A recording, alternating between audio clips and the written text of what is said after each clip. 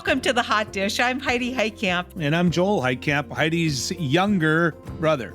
Today, we're going to be focusing on the experiences of rural and small-town Americans related to agriculture and food security. I'll be speaking with Deputy Secretary of Agriculture, Xochitl Torres, a wonderful woman. I've known her for years, and she's going to be talking about some of the challenges facing farmers and the work being done to address food insecurity in these areas. Then Joel and I will share some of our own stories and memories about growing up in a large family and the things our mom and dad did to make sure we had food on the table. First, we're going to hear from folks on the front line of the food insecurity dilemma, the food banks that work tirelessly to help ensure that families in rural America have enough to eat. My name is Zach Rodville. I'm the Director of Public Affairs at Second Harvest Heartland. We are the third largest food bank in the country. We serve 41 counties in Minnesota and 18 counties in western Wisconsin. So we have more than 1,500 food shelves and food distribution programs in our network. Last year, we provided almost 128 million meals to our service area, and that equates to about 141 million pounds of food. 2023 in Minnesota was the worst year we've seen to date in terms of food insecurity. 7.5 million food shelf visits last year. That's 2 million more than 2022, which was the previous record holder. And unfortunately, 2024 is looking even worse so far. Rural food insecurity is disproportionately worse than what you see in metropolitan areas. It is ironic that the place where the food is produced and grown and raised experiences higher rates of food insecurity themselves than their urban counterparts. There are a lot of reasons for that.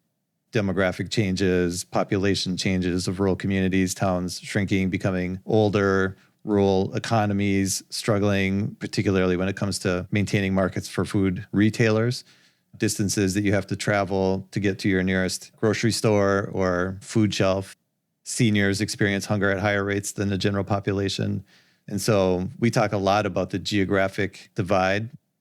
The solutions to cut hunger and reduce food insecurity in rural communities may have something in common with what we're looking at in urban or suburban communities, but they have to be tailored to the unique situation of rural America and rural Minnesota.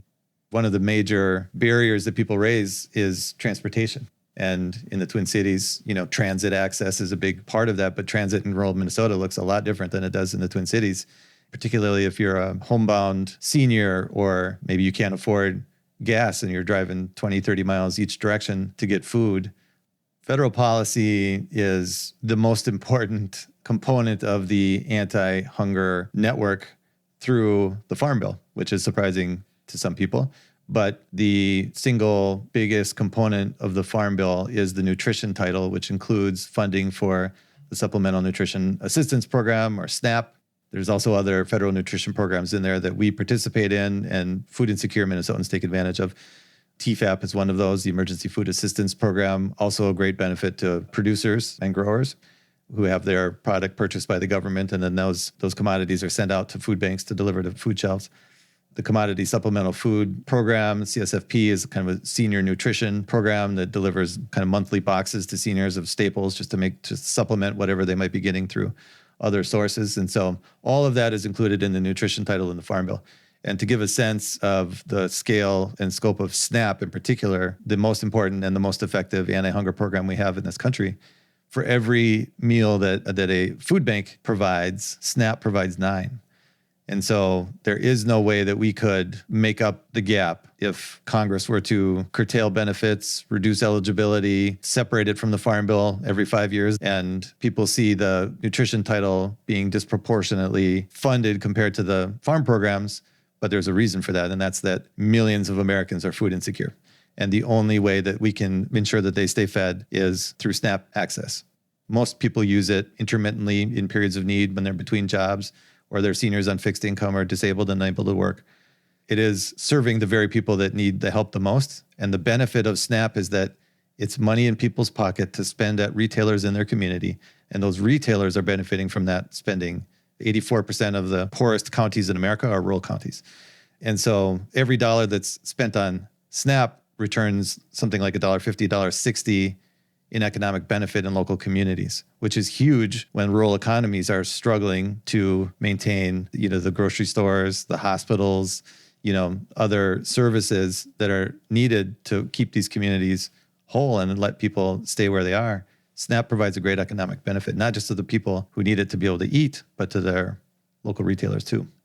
A part of that is getting more food out into the system and figuring out how to be more efficient, more effective at delivering food to people who need it the most. But another part of that is public policy unrelated to food and going further upstream to make sure that people aren't hungry in the first place by making investments in healthcare and affordable housing and childcare, all of which are big issues in rural communities. And so we need the two parties to be working together to address these issues. It should be bipartisan in nature, but unfortunately, a lot of the times it is not. But the people who are losing out are those food insecure folks in rural communities.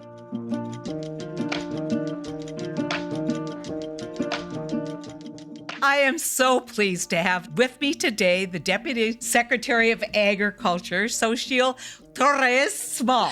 You say it so well. Yeah, that's so. My 101 Spanish is coming through when my rolled R's. But she and I got to be friends and know each other when she was a member of Congress from New Mexico. And she was an outspoken advocate for rural America, for tribal America. And I am so grateful that the administration appointed her to be Deputy Secretary after serving a small time as the Undersecretary for Rural Development. The one thing I know about the Deputy Secretary is that she's been all over the country. She has seen the good, the bad, and the ugly. And mainly, I think what she wants to tell us is she's seeing a lot of really exciting things out there for agriculture and rural America. So I can't start this podcast, though, without talking about the Farm Bill and whether you think the Farm Bill is going to get across the finish line before we have to go to another extension or before this extension expires. Senator, thank you so much for that kind introduction. And there is no one who knows rural and cares about rural more than you. And it's just an honor to get to work with you and collaborate and keep learning from you, frankly. As we look at this Farm Bill, my experience in Congress really informs that, because I know that it's Congress that writes the Farm Bill. And over on the administration side, it's our job to enforce the laws that do get passed and also provide technical assistance in terms of what questions Congress might have as they write that Farm Bill.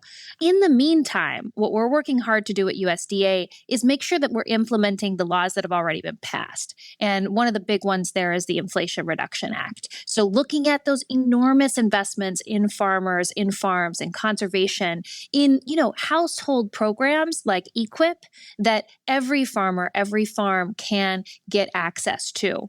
And so with the Inflation Reduction Act, that $19.5 billion is crucial in supporting all farmers as Congress figures out what to do with the Farm Bill and provide some certainty in terms of the availability of those funds.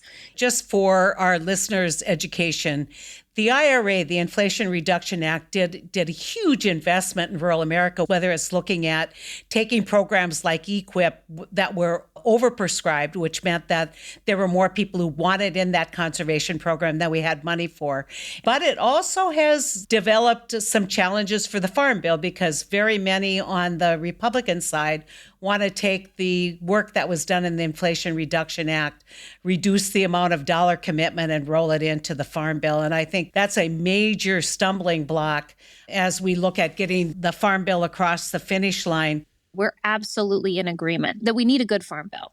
And one of the reasons is because certainty is important. Farmers take risks every single day. They've got to know and be able to plan where they can. Well, there's no more clear certainty that's needed in terms of knowing that if a program says we've got this much available and people are applying for it, that they actually receive that benefit. And so if after the law is passed, Congress were to go back and raid that Inflation Reduction Act money, that would really undercut farmers who are relying on that program. It's a program folks love and enables practices like crop rotation and no-till, cover crops, really standard practices. Growing up in New Mexico, I know that farming is about the realities on the ground where you live. And practices are different depending on where you are. And that's why programs like EQIP and the Conservation Stewardship Program really make sure that the practices are tailored to that experience on the ground. And it's interesting because when you look at EQIP, which is a rotational grazing program, it allows the producer to actually have more animal units per acre because of the practice of water conservation, soil conservation, and what it means for grazing. Very many of the people who were early adapters were very conservative families who had smaller farm units but wanted to keep the family together on the farm. And so it's interesting because EQIP has many, many supporters from the entire kind of political spectrum. I want to turn to nutrition, and I want to put nutrition in the bucket with healthcare because we know that nutrition is such a key component of keeping our families healthy, making sure our children have a good head start. How do you see the Farm Bill addressing some of these healthcare concerns, or how do you see the administration beginning to address the challenges that we have in rural healthcare? I so appreciate you connecting nutrition to health because it really is a whole picture. My dad was a school bus driver. And mine was too. Oh, no way. Yeah.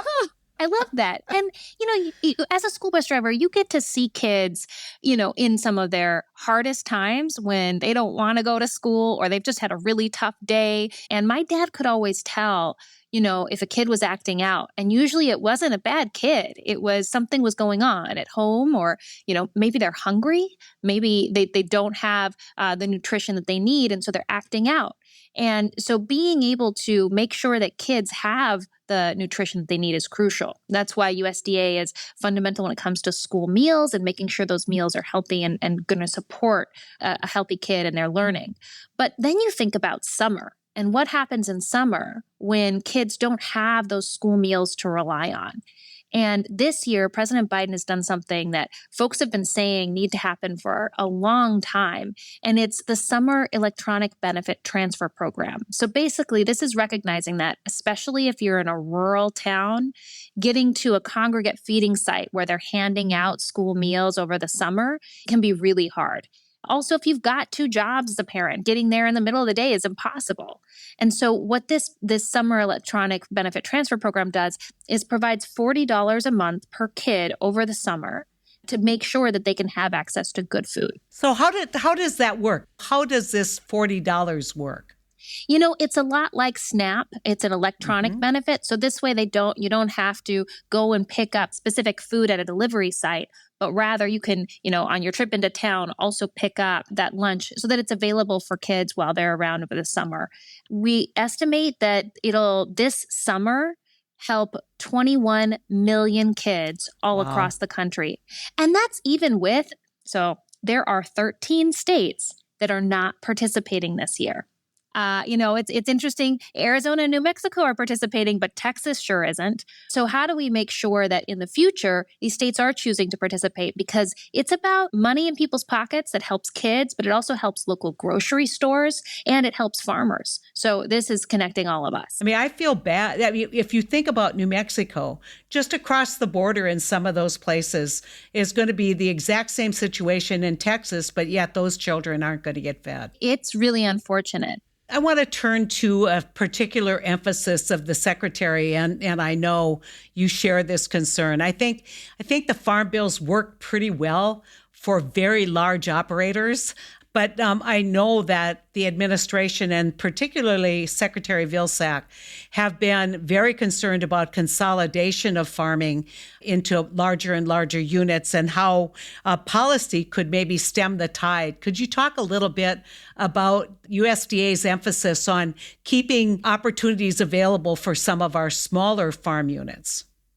Secretary Vilsack spends a lot of time talking about the number 525,000, the number of farms that have been lost since 1981, since the policy really hit home where farmers were asked to grow fence row to fence row to produce as efficiently as possible. And because farmers are hardworking, resilient people, they answered that call. They found ways to be more efficient. But as we all know, that often means bigger and bigger farms.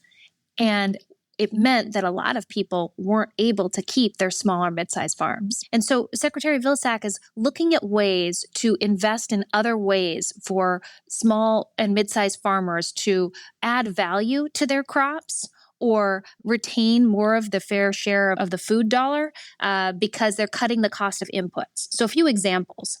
If you raise pigs or cattle, being able to have local meat processing can provide added value because you get the credit for who you are. And a lot of consumers will look for that locally raised beef. And it also can cut the cost because if you have one of the big 8 or one of the big 4 for cattle controlling the hook space, that can mean a lot of additional cost. They get to set that price. So supporting competition here has been a main focus for President Biden to make sure that small farmers get their fair share. Another thing is added value, and that can look like everything from creating a specialty cheese for a dairy to climate smart commodities and being able to market the work that you're doing, the conservation work that farmers have been doing for generations, but showing it in a way that the consumer wants to be part of that investment. All of these are ways to not just support small and mid-sized farmers, but then also invest in rural communities. Because the more farms you have, the more workers you have on those farms, the more income that's available to a community. And the more they're going to buy local.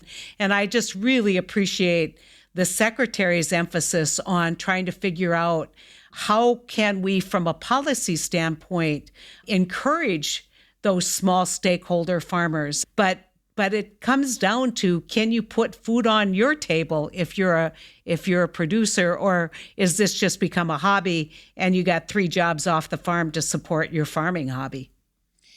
I love that you talk about that local market because that's a crucial part of getting a fairer share of your food dollar. So one of the things that's been funded through the Biden administration is being able to support schools that buy from local producers. And I was just recently at a school and they were doing local procurement. And so I was at this breakfast and the farmer who grew the produce was there. And he was the biggest celebrity in the room. All the kids wanted him to come and sit down with them. And they had all the questions about his apples. And just that connection to a local farmer in your community. Sometimes I think we've lost that. And to be able to reinvest in that it gives me goosebumps. I just think that there's got to be a place for farmers of all sizes and interests. And, we've become so focused on making sure that we have the right economies for corn growers, for soybean growers. But yet North Dakota, we're number 1 in edible beans. We are number 1 in sunflowers. We've got a whole opportunity to see different kinds of crops that are now emerging as plant-based protein crops that really could drive a future market for smaller producers who are willing to maybe grow a little barley and maybe grow some black beans and pintos and navies and. Well, and I love how you say not just, but also. The Secretary has been really clear. This isn't an either or. It's that we can do both and. We do need that efficiency. We also need that resiliency. And that's what the local and regional markets can provide. Planning for the One Country Project's 2024 Rural Progress Summit is in its final stages, and you're invited. Mark your calendar for June 4th through June 6th to attend the virtual summit. We're doing it all on Zoom, so no one has to travel or find money to attend. At this year's summit, you'll hear from key leaders about their efforts to address the issues that are most important to America's rural communities, like childcare and paid family leave, the Farm Bill and ag policy, healthcare, education, and much more. So save the dates for June 4th, 5th, and 6th, and visit onecountryproject.org. And keep listening to The Hot Dish for more information.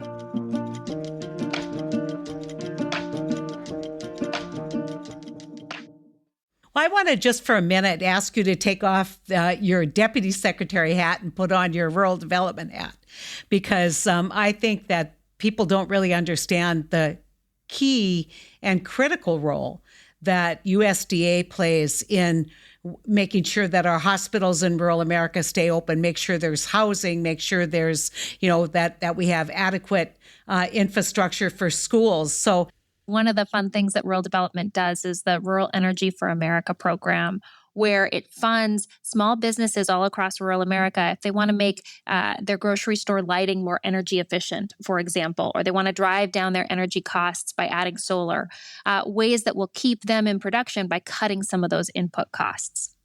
Let's talk about for a minute, and I want to go back to tribal housing because it was an issue that just is heartbreaking.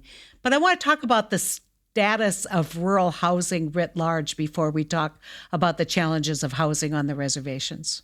This is a real challenge. You go back to COVID and think about people who are starting to look at maybe even moving to a more rural place. And one of the challenges, I got numerous calls of county administrators saying, we'd love to be able to get some folks moving here, but we don't have the housing stock for it. And then it's also just about the quality of the houses that are there. I was in Mississippi and I met a woman who was from a rural community. She'd left and she chose to come back. She couldn't find a house that was in a good condition. She ended up spending a year living in a house that had a 2-foot hole in the wall. My. And so this is what, we talk about the cost of building in a city. Well, the cost of building in rural places can be just as high because you've got to transport all of the materials to this rural place. You've got to find the workforce to do it. And you've also got to make sure that you've got the land availability for it. And there's no economies of scale. You're not building a whole bunch of houses at once. So that's harder too. So it's a real challenge and it's different in each rural community. And rural development has some great programs that can help. Yeah. You have more infrastructure costs in rural America. Costs more because you don't have the economies of scale. And then if you're going to a bank, the bank's going to say, yeah, it cost you $200,000 to build, but you could only sell it for $100,000. And that's a challenge that I don't think people understand. You mentioned the challenge in tribal communities. I was talking to a woman who works to provide direct loans to tribal people from rural development. And she said one of her biggest challenges is also about land ownership, right? Yeah. Because that can be really, really challenging. Just for people's understanding, that the tribe basically owns the land. And so you have the ability to put a house up, but when you look at land ownership, that may not go with the house. That's exactly it.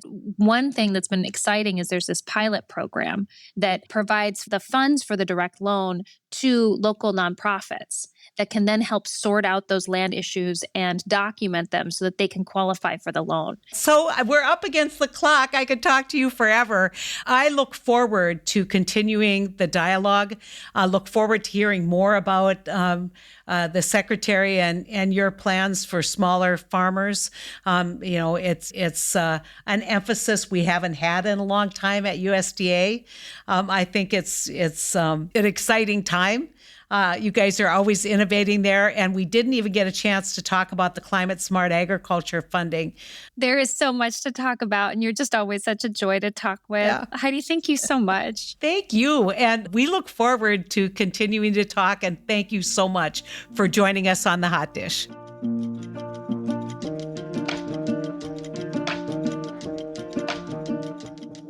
We grew up in a very lower income. Mom was a school cook and Dad basically a seasonal construction worker. And, I always told stories when I was in Washington about what that was like to live on unemployment for those months. Remember that, Joel? Yeah, I do. Because you can't work seasonal construction work in North Dakota when the snow's flying. And so I always said we prayed for a late fall and an early spring because there was only 3 months. And during those 3 months, I remember running up a grocery bill and just feeling the tension that Mom and Dad had about just even paying for groceries during that time period. Well, and what I remember also is how other folks and other families had to deal with food insecurity too. Mom was a school cook. And in those days, if you didn't have the money for hot lunch, you didn't get hot lunch.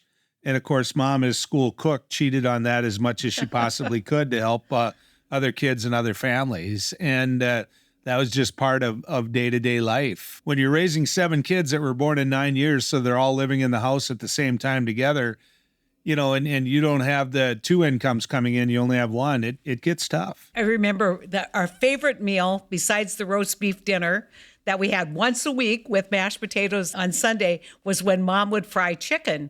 Well, those chickens came right from the farm. And one of Mom's side occupations was she was actually a butcher, which is really, really tough work. But she knew how to not only kill a chicken, but she knew how to cook one.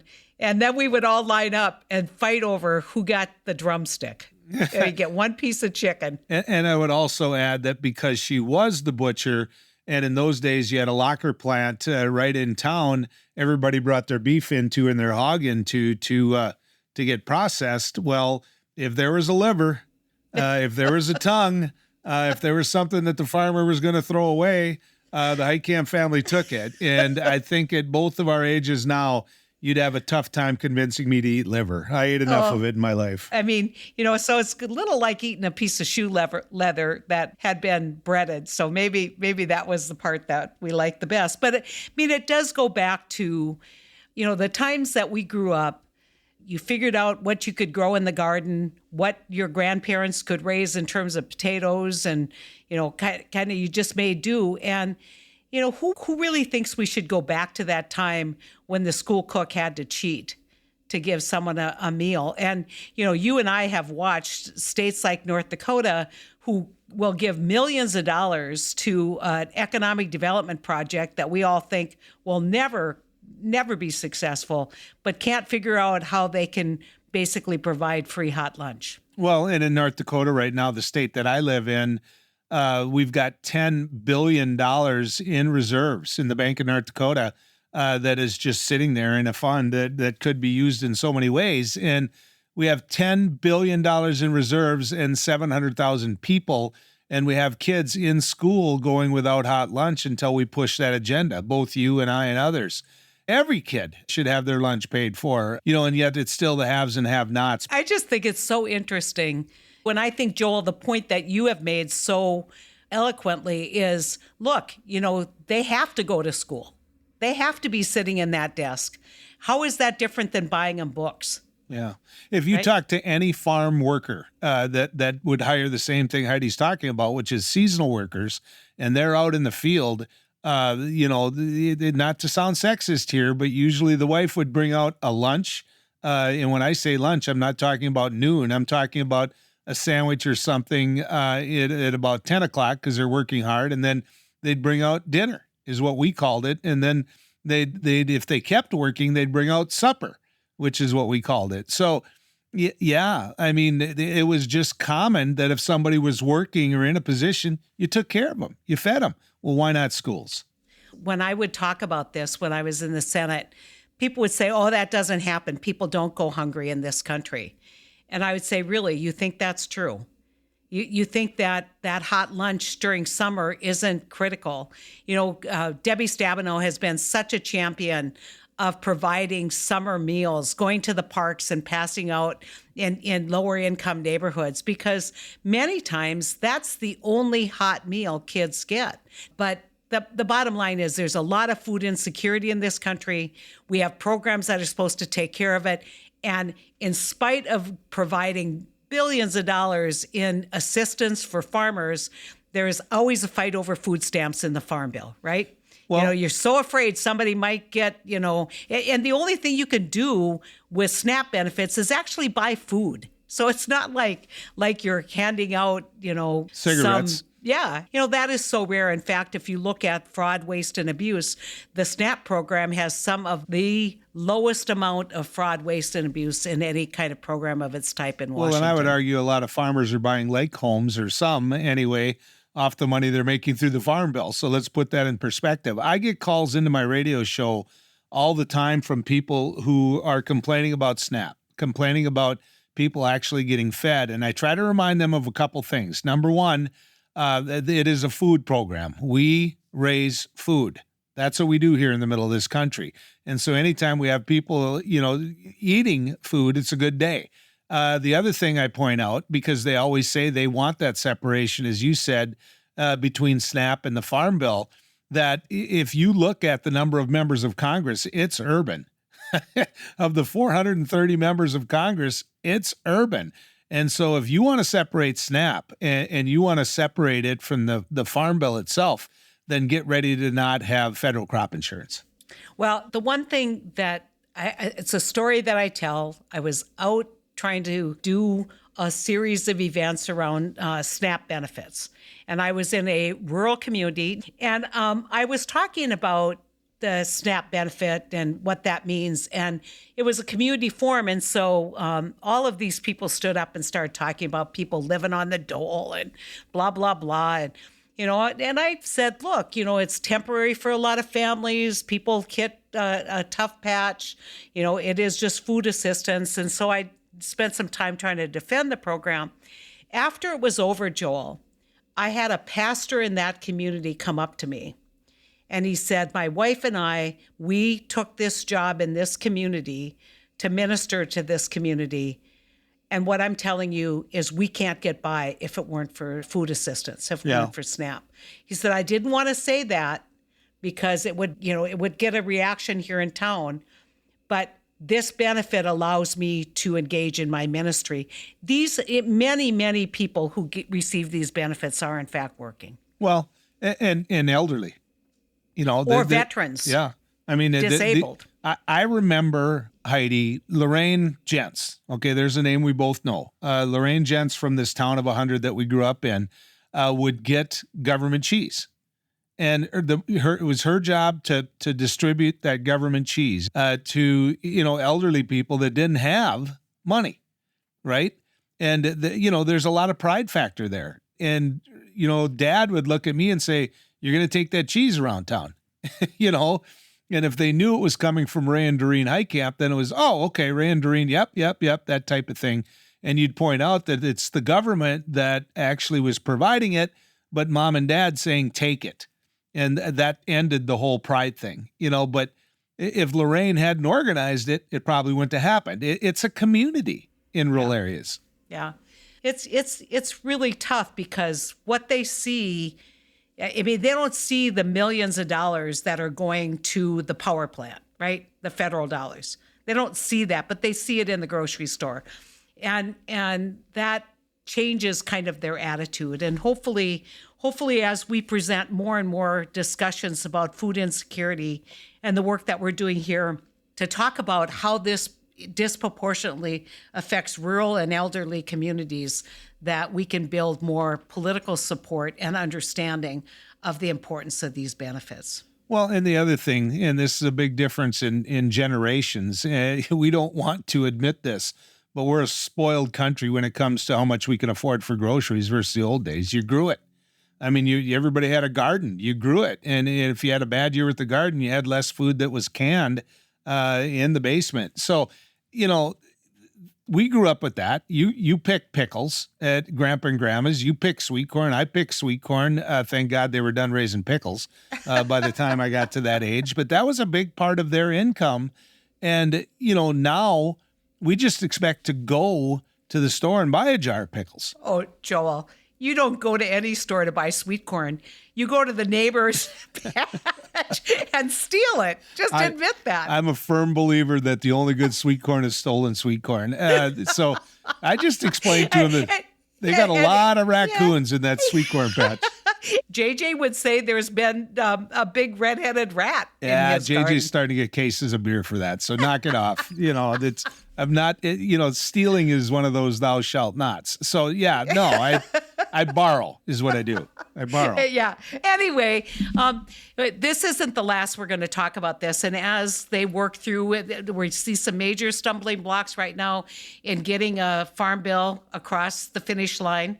They have an extension of the old one. The old farm bill was fairly successful, but there are some changes that need to be made. And I don't think they're going to get this done before the election, but the whole issue of food insecurity should be a major part of the discussion as we debate the farm bill. So more on that later. Thanks, Joel. You bet. Thanks, Ed. And next time I'm home, I'll cook you up some liver.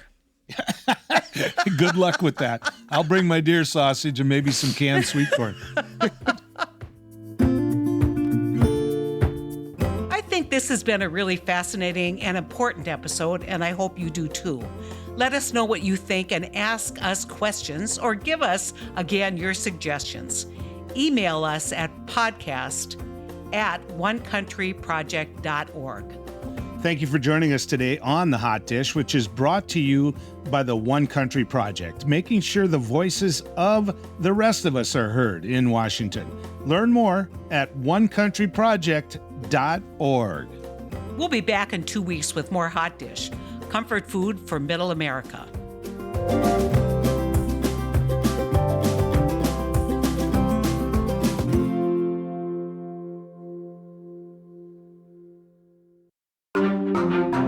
Topica.